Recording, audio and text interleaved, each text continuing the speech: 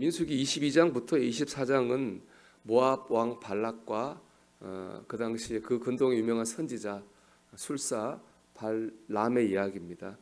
어제 이제 나눈 말씀처럼 모압 왕 발락은 이스라엘을 저주해달라고 당시에 유명한 선지자인 발람을 초청했습니다. 하지만 하나님께서 발람에게 나타나셔서 가지 말라고 하셨죠.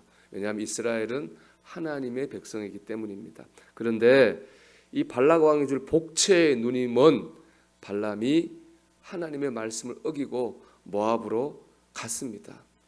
이 하나님께서 발람이 모압으로 가는 길을 막으려고 사자를 보내셨어요. 근데 발람은 그 사자를 못 봤어요. 그 길을 막고 있는 사자를 발람이 태우고 가는 나귀가 본 거죠. 그 나귀가 이 주인이 하나님의 뜻을 어겨서 잘못된 길로 가지 않도록 노력을 합니다. 한 번은 길을 벗어나 남의 밭으로 들어가고, 한 번은 좁은 길에서 벽으로 목을 부닥치고, 세 번째는 아예 그냥 길에 주저 앉아 버렸습니다. 하여튼 발람이 하나님의 뜻을 어기고 모압으로 가지 못하도록 막았어요. 발람은 이를 몰랐죠. 깨닫지 못했으니까. 화를 내서 막 나귀를 채찍과 막대기로 때렸습니다. 그런데 오늘 보면 33절을 보면 이 나귀 때문에 발람이 살았어요. 33절 볼까요? 나귀가 나를 보고 이같이 세 번을 돌이켜 내 앞에서 피하였느니라. 여호와의 사자의 말입니다. 나귀가 만일 돌이켜 나를 피하지 아니하였다면 내가 벌써 너를 죽이고 나귀는 살렸으리라 그랬어요. 이 말씀을 보면은 하나님 발람을 깨닫게 하시려고 사자를 보낸 게 아니에요. 뭐 하려고 보내셨습니까? 죽이려고 보내신 겁니다. 그런데 나귀가 주인 발람을 막는 바람에 발람이 살았습니다. 나귀 때문에 발람이 살은 거예요. 그렇죠? 나귀가 큰 복덩어리가 된 거죠. 하지만 이스라엘 백성을 저주하러 가던 당시에 발람에게 나귀는 복덩어리가 아니었어요. 자기 앞길을 막는 방해자요 골칫덩어리였습니다. 생각해 보십시오. 빨리 이제 모압으로 가서 이스라엘 백성을 저주하고 큰 돈을 복채로 받아와야 되거든요. 이게 발람의 계획이었습니다. 근데 나귀가 자꾸 방해하는 거예요. 자꾸 평상시에 안 그러던 나귀가 막 길을 벗어나 남의 밭으로 들어가고 벽에 부닥치고 주저앉고 막 자기 길을 막는 거죠. 화가 나서 막 때리지 않았습니까? 근데 지나고 보니까 그 나귀 때문에 발람이 살은 겁니다. 여러분, 우리가 당장에 눈앞에 보이는 대로만 봐서는 안 됩니다.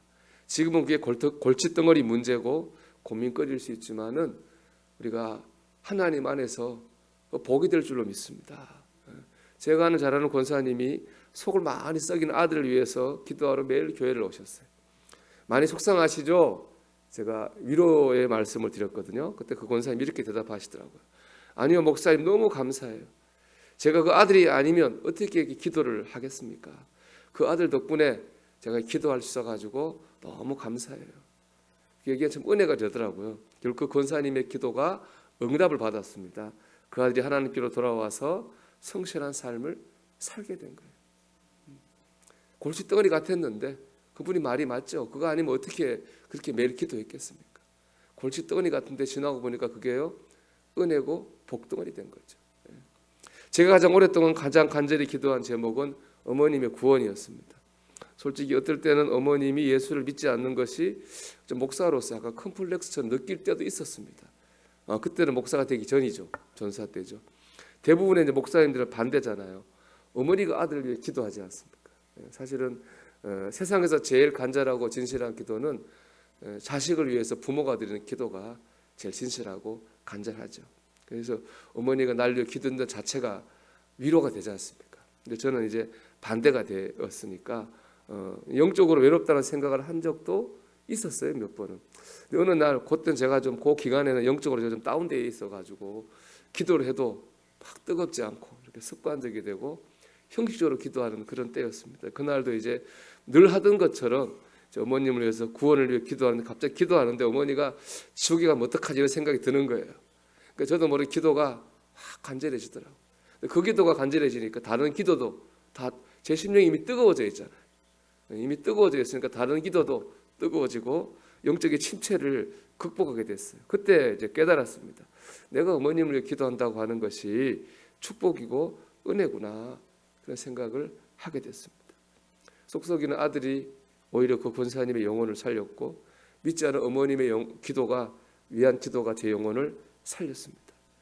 여러분, 나이가 발람을 살린 것처럼 여러분은 어렵게 하는 문제가 있습니까? 여러분 기도하십시오.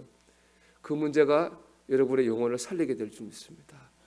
컴플렉스나 연약함이나 안 좋은 조건이나 상황이 있을 수 있는데요, 그걸 낙심할 필요가 없습니다. 그것 때문에 다른 사람과 비교할 필요도 없습니다. 그것을 붙들고 여러분 기도하십시오. 그 연약함 때문에 여러분의 영혼이 살고 믿음이 뜨거워질 줄로 믿습니다. 여러분이 가지고 있는 문제, 고민, 연약함, 나귀가 발람을 살린 것처럼 여러분이 가지고 있는 그 문제와 그 고민, 그것이 오히려 여러분의 영혼을 살리고 여러분의 삶을 하나님의 은혜 가운데로 인도하는 역사가 있기를 주님의 이름으로 축원합니다.